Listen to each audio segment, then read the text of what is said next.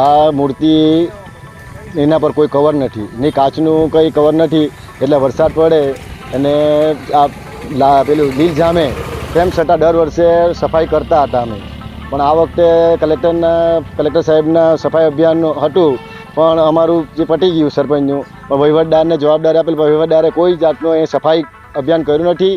પોતે આવીને અને જયંબેના આચાર્ય, મુખ્ય શિક્ષક પરેશભાઈ, જિલ્લા પંચાયતના સભ્યો પોતે આવીને હાર માળા પહેરાવી, પણ એ લોકોએ બી જોયું નથી. ખરેખર મૂર્તિ ઉપર ચશ્મા પણ નથી ને એકદમ બ્લેક પડી છે, કોઈ ધોયું નથી, કોઈ સાફ સફાઈ, કોઈ બધા સારા માણસો, પણ કોઈ એવું નથી વિચાર્યું કે આ ગાંધીજીની આજે જન્મજયંતિ નીચે એમની લાગણી દુભાઈ છે. અમારી એ જ માંગ છે કે ગાંધીજી બાપુના ઉપર કવર થાય કાચનું, પ્લસ બીજું ચશ્મા એમના, ને સફાઈ યોગ્ય સમયે થઈ જવું જોઈએ. જો યોગ્ય સમયે સફાઈ ના થઈ તો હું ગાંધીજીના માર્ગે ભૂખ હડતાલ પર ઉતરીશું.